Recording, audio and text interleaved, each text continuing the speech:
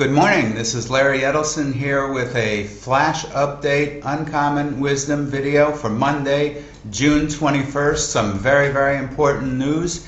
Over the weekend, authorities in Beijing basically buckled under pressure from Treasury Secretary Geithner, from Ben Bernanke, and from President Obama himself. And Beijing agreed to revalue its currency, the yuan, higher and the US dollar lower. This is very significant news. Make no mistake about it. It's actually the next step in what I've been calling Bernanke's secret debt solution, which is systematically devaluing the dollar to inflate away Washington's gargantuan $133 trillion of patently unpayable debt, a tower of debt that cannot be repaid to domestic U.S. citizens or to foreign creditors by any conventional means whatsoever.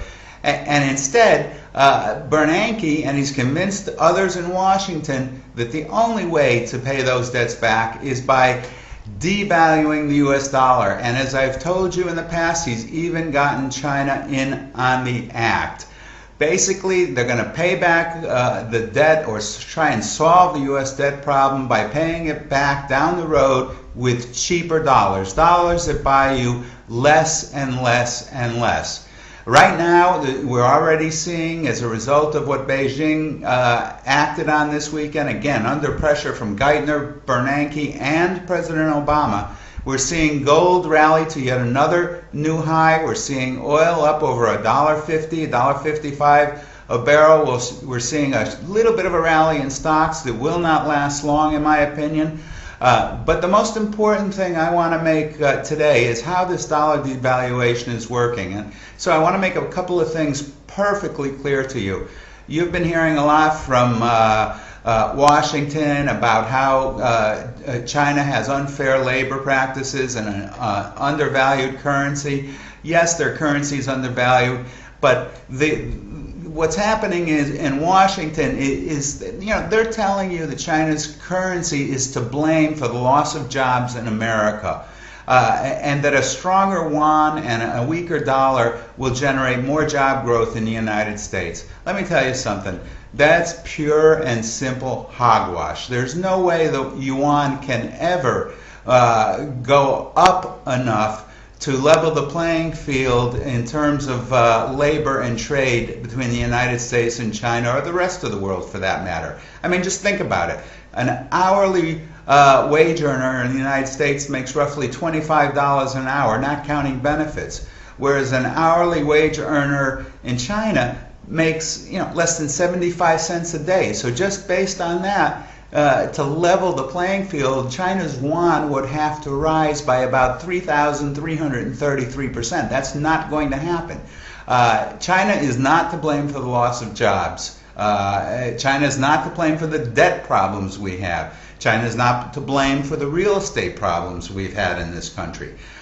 So keep that in mind. And the more that Congress blames China, the more they're going to cause problems between the two countries. And read between their lips, they're really saying the dollar needs to go lower. That's what they're saying. They're just putting the blame on China.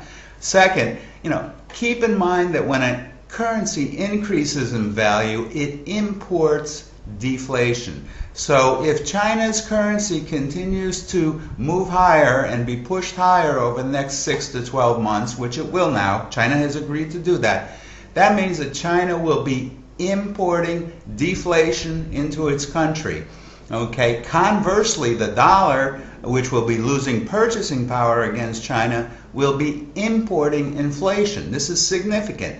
This is what Bernanke wants to see. It's what Geithner wants to see. It's what President Obama wants to see. So bottom line, you are now witnessing phase 2 of the great dollar devaluation that I have been warning you about. In the next phase, which will be when the sovereign debt crisis leaps from Europe to the United States, you will see the Federal Reserve use the sovereign debt crisis as an excuse to devalue the dollar further and print trillions upon trillions more fiat dollars to try and inflate its way out of this crisis. In the final step, you'll see the entire monetary system all over the world collapsed and ushered in a new world currency. As a matter of fact, we have the G20 meetings coming up next week in Toronto.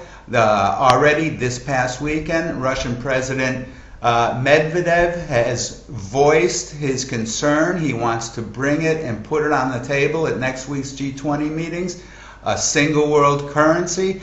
And he's already bringing back up those calls for replacing the dollar as a world's reserve currency. It is going to happen. It is going to happen within the next 3 years. As a matter of fact, I have for you today a picture of a new world reserve currency coin that has been minted by a mint in Belgium that Medvedev has passed out to the G8 and G20 members as samples and as a metaphor of where the world is heading, to a single world currency. Take a look at it. I'll put it up on the chart right afterwards. Also, keep in mind the next few weeks, months, and indeed the next few years are going to be full of dangers, pitfalls to your wealth. There will be great opportunities to protect your wealth, but you have to think a little bit differently today, because the world is changing dramatically. And there will also, of course, be wonderful opportunities to profit from this crisis. If you're a Real Wealth member, please stay tuned. I expect flash alerts and new recommendations to be coming out in many different markets. There are a lot of plays to make now. And if you're not a Real Wealth member, for whatever reason, please feel free to join now. It's only $99 for a one-year membership. I think it'll be the best $99 you ever spent. You can join by clicking at the bottom of this same email that brought you the video. I'll be talking to you again soon, this Thursday, in my regular video update. And please take a look also, if you haven't already, at my column that came out this morning, which gives you some important points to monitor in the major markets. Till next time, this is Larry. Bye-bye.